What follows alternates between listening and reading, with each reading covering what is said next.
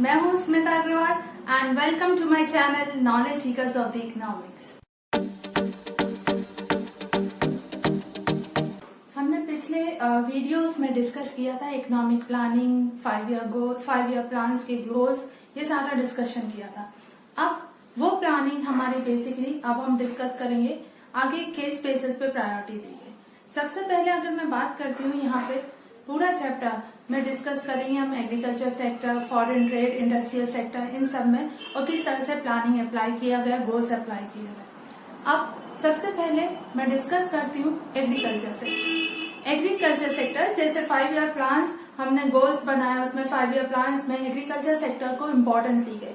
क्यों दिया गया? क्योंकि हम पहले भी डिस्कस कर चुके हैं कि more than 50% of population is engage in the agriculture sector, तो इसके डेवलपमेंट बहुत जरूरी है। अब इस वाले वीडियो में हम डिस्कस करेंगे importance, policies and features and problems faced by the agriculture sector और उसके डेवलपमेंट के लिए क्या क्या पॉलिसीज ली गई है। सबसे पहले हम बात करते हैं importance of the agriculture in Indian economy. इसमें दिया है contribution to GDP. Basically GDP में अच्छा खासा कंट्रीब्यूशन रहा है एग्रीकल्चर सेक्टर का अर्लियर। क्यों? क्योंकि पॉपुलेशन सबसे ज्यादा आज भी अगर हम देखते हैं बहुत ज्यादा एंगेज है इसमें। अब पहले अगर मैं बात करती हूँ contribution to GDP is between 51% to 17.4%। मतलब at the time of planning हमारा जीडीपी में कंट्रीब्यूशन था, एग्रीकल्चर सेक्टर का कंट्रीब्यूशन 51% था, लेकिन धीरे धीरे इसका अगर हम बात करें 16-17 में इसका कंट्रीब्यूशन सिर्फ 17.4% था।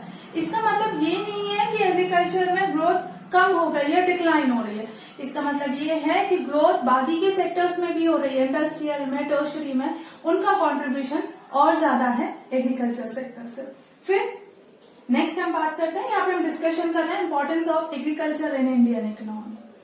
सेकेंड पॉइंट है supply of wage good. Wage goods कौन से होते हैं? वेज गुड्स होते हैं नेसेसिटीज ऑफ लाइफ के, जैसे पल्सेस है, ग्रेन्स है, ये सारे जो जरूरी होते हैं वो सारे। अब ये जो बेसिकली जो वेज गुड्स है, नेसेसिटी वाले हैं, ये सारे हमें एग्रीकल्चर सेक्टर से मिलते हैं। आप दाल उठा लो, पल्सेस उठा लो, ये सारी चीजें, राइस, हम सबको एग्रीकल्चर सेक्टर से मिलते हैं। तो हमारे वेज गुड्स बेसिकली आते हैं कहाँ से? एग्रीकल्चर से।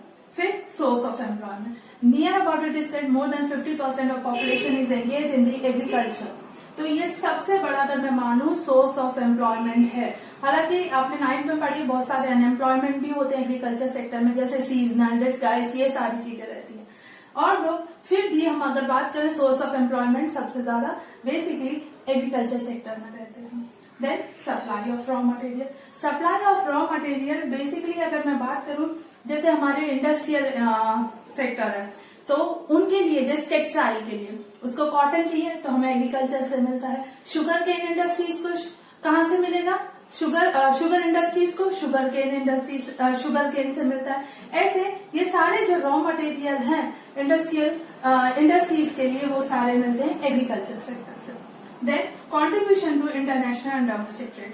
कंट्रीब्यूशन मतलब हमारा एग्रीकल्चर में भी बहुत ज्यादा कंट्रीब्यूशन है, खासतौर से अगर मैं बात करूं इंटरनेशनल ट्रेड, जैसे हम एक्सपोर्ट करते हैं टी, जूट, कैश्यू नट, ये तो इस तरह से हम फॉरेन एक्सचेंज अर्न करते हैं और ये बेसिकली हम कहीं ना कहीं रिप्रेजेंट करते हैं इंटरनेशनल मार्केट में। डोमेस्टिक ट्रेड में भी हमारा काफी लोग इन्वॉल्व है एग्रीकल्चर में, मैं बोल ही चुकी हूँ। तो ये और हमारा बहुत सारा एक्सपेंडिचर, हम लोगों का भी काफी एक्सपेंडिचर अगर हम देखें हमारा एग्रीकल्चर पे, एग्रीकल्चरल प्रोडक्ट्स पे ही होता है। तो हमारे यहाँ भी डोमेस्टिक ट्रेड में बहुत सारा कंट्रीब्यूशन एग्रीकल्चर से है। Then source of demand for industrial goods. Industrial goods basically हमने बात की थी पहले भी, कैपिटल गुड्स होते हैं। तो जितनी भी ये मशीन वगैरह जैसे ट्रैक्टर, हार्वेस्टर, इनकी डिमांड कब होगी? जब एग्रीकल्चर करोगे। तो बहुत सारे ऐसे इंडस्ट्रियल गुड्स हैं, इनकी डिमांड हो रही है क्योंकि एग्रीकल्चर हो रहा है। और ऐसे इन पॉइंट्स के अलावा भी बहुत सारे, जैसे they are supporting to the transport industries. Transport industries को सपोर्ट करते हैं। क्यों? क्योंकि बल्क में गुड्स ट्रांसपोर्ट होते हैं यहाँ से वहां या रेलवे से, कहीं भी अगर हम रोडवे से, तो ये जो एग्रीकल्चर प्रोडक्ट्स हैं लार्ज अमाउंट में ट्रांसपोर्ट किए जाते हैं। These are the importance of the agriculture in Indian economy. Now let us discuss features और प्रॉब्लम्स ऑफ इंडियन एग्रीकल्चर। सबसे पहले दिया लो प्रोडक्टिविटी। प्रोडक्टिविटी हम डिस्कस ही कर चुके हैं, प्रोडक्शन पर हेक्टर। तो इंडियन एग्रीकल्चर बेसिक भी माना जाता है स्टैग्नेंट, बैकवर्ड, और यहाँ इतना प्रोडक्शन पर हैपन नहीं होता है। क्यों? क्योंकि टेक्नोलॉजी नहीं है, बहुत सारे ऐसे रीजंस हैं। और इतना प्रोडक्शन हम अगर बात करें पर हेक्टर के हिसाब से प्रोडक्शन नहीं है। Then dependence on rainfall. अब जो हमारा एग्रीकल्चर है इंडिया में वो ज्यादातर रेनफॉल या मानसून पर डिपेंडेंट है। तो मानसून अनसर्टन है, तो जब अच्छी मानसून होगी तो अच्छा एग्रीकल्चर प्रोडक्शन होगा, जब कम होगी तो कम प्रोडक्शन होगा। तो हमारा प्रोडक्शन कभी स्टेबल नहीं रहा, ये अनसर्टन रहा है। क्यों? क्योंकि वो मानसून पर डिपेंडेंट है। Then disguised unemployment. Disguised unemployment क्या होता है? बेसिकली ये ऐसी अनएम्प्लॉयमेंट रहती है कि एक सिंपल एग्जांपल लेती हूँ कि एक लैंड है, उस पे अगर 4 मजदूर काम करें तो जितना प्रोडक्शन होता है वो सफिशिएंट होता है। लेकिन अब 4 की जगह वहां पे 7 लोग एंगेज हैं प्रोडक्शन एक्टिविटीज में। वो बेसिकली वो 3 लोग एक्स्ट्रा लगे हुए हैं, दिखते हैं एम्प्लॉयड हैं, लेकिन उनका प्रोडक्शन एक्टिविटी में इतना कॉन्ट्रीब्यूशन नहीं है। उन 3 को हटा दें तो हमारा प्रोडक्शन पे इफेक्ट नहीं होगा। So these are disguised unemployment, these are unseen unemployed, because जितना अगर ये लोग बेसिकली एम्प्लॉयमेंट में एंगेज है लेकिन इनका प्रोडक्शन एक्टिविटी में कॉन्ट्रीब्यूशन नहीं होता। Then subsistence farming.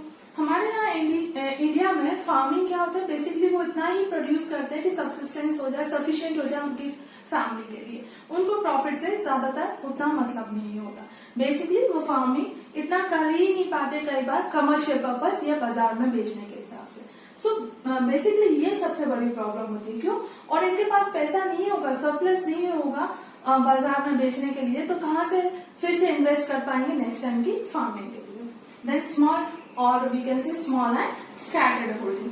जो फार्मर्स होते हैं इनके पास छोटे छोटे टुकड़े होते हैं जमीन के और कई जगह बिखरे रहते हैं, एक टुकड़ा यहाँ है, एक टुकड़ा वहां है। तो स्मॉल होल्डिंग की वजह से बेसिकली वो उन लैंड्स पे सही से प्रोडक्शन एक्टिविटी नहीं कर सकते। इसमें हम देख सकते हैं कि सबसे पहले प्रॉब्लम देखते हैं, अगर छोटी सी जमीन है उन फार्मर्स के पास तो कैसे ट्रैक्टर या मॉडर्न टेक्निक्स लगाएंगे, कैसे लार्ज स्केल प्रोडक्शन करेंगे अगर टेक्निक्स नहीं यूज कर पा रहे हैं। और बिखरा है लैंड, मतलब एक टुकड़ा यहाँ एक टुकड़ा वहां है लैंड का, तो उन चीजों को मैनेज करना कितना प्रॉब्लम हो जाता है। तो एक ये प्रॉब्लम है कि फार्मर्स है स्मॉल एंड स्कैटर्ड होल्डिंग, जिसकी वजह से उनको मैनेज करने में भी प्रॉब्लम होती है और कई बार वो मॉडर्न टेक्निक्स यूज भी नहीं कर पा रहे हैं।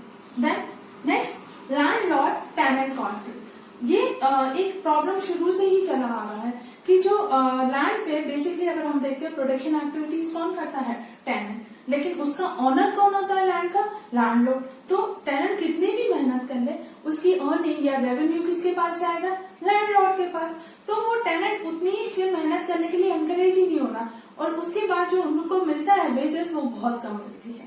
सो हमेशा इन दोनों के बीच में ये कॉन्फ्लिक्ट रहती है कि बेसिकली अगर वो लैंड उस टेनेंट का होगा तो ऑब्वियसली वो एनकरेज होगा, लेकिन वो किसी और के लैंड पे काम करता है और उसको इतना वेजेस नहीं मिलती है उसके। Then backward technology. हमारे फार्मिंग में, इंडियन फार्मिंग में आज भी पुरानी टेक्नोलॉजी यूज हो रही है। इसके बहुत सारे रीजन है। एक तो छोटे फार्म्स हैं, उनके पास छोटे छोटे लैंड होल्डिंग्स हैं, उनके पास इतना पैसा नहीं है यूज कर सके। तो बैकवर्ड टेक्नोलॉजी ये कैसे कि आज ट्रैक्टर्स की जगह अभी भी वो बुलक कार्ट वगैरह बुलक ही यूज कर रहे हैं। इरिगेशन फैसिलिटीज में मॉडर्न ना होके अभी भी ट्यूबवेल से और जो भी उनके पुराने मेथड से उस तरह से यूज कर रहे हैं। तो इतना प्रोडक्शन अब वो कई जगह पे वो नहीं कर पा रहे हैं। Then next lack of organise marketing. इसमें अगर मैं बात करूं कि ऑर्गेनाइज एग्रीकल्चर मार्केटिंग खास तौर से हमारा ऑर्गेनाइज नहीं है।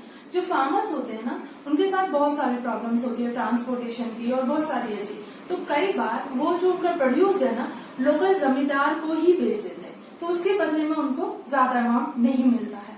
और कई बार उन्होंने जैसे लोन भी लिया हुआ होता है जमींदार को, तो वो जमींदार फोर्स करता है कि भाई तेरा लोन चुकता करने के लिए, तेरे लोन को फ्री करने के लिए तुझे वो प्रोडक्ट मुझे बेचना पड़ेगा। तो उसके बदले में उसको इतना कुछ नहीं मिलता है। और ये इसलिए होता है कि उसके आसपास प्रॉपर मंडी या मार्केट नहीं है जहाँ पे उसके प्रोडक्ट को बेच सके। देन नेक्स्ट अगर हम बात करते हैं डेफिशिएंसी ऑफ फाइनेंस। ये तो हम सबको मालूम है, इंडियन फार्मर्स हैं बेसिकली मेजोरिटी जो स्मॉल होल्डिंग्स और स्मॉल फार्मर्स हैं वो फाइनेंस की प्रॉब्लम हमेशा फेस करते हैं और उनके पास एक सोर्स बचता है, वो है non institutional sources.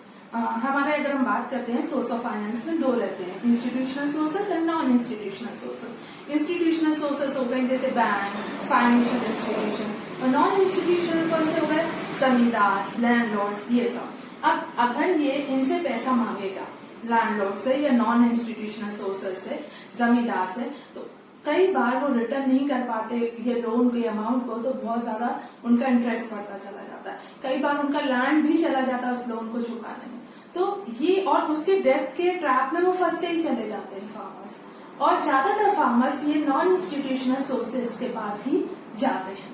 So basically these are the, अगर मैं बात करूं मेन फीचर्स या प्रॉब्लम्स है इंडियन एग्रीकल्चर के। ऐसे तो और बहुत सारे प्रॉब्लम्स है कि अगर कि वो कलेक्टिव फार्मिंग नहीं करते हैं या एक प्रॉपर सिस्टम नहीं है इनका, तो ये सारी चीजें कि अच्छी टेक्नोलॉजी यूज नहीं कर रहे हैं, पुराने इनपुट्स यूज कर रहे हैं, ये सारे और भी आ जाते हैं। लेकिन ये मेन फीचर्स या प्रॉब्लम्स है Indian agriculture. If you feel so this video was satisfactory और तुम्हें लगा कि तुम्हें इससे कुछ फायदा हुआ है, तो don't forget to like, share and subscribe my channel. और एज यूजुअल मैं जो हमेशा बोलती हूँ, अगर कोई प्रॉब्लम है इस वीडियो से रिलेटेड तो don't forget to comment down in the comment box.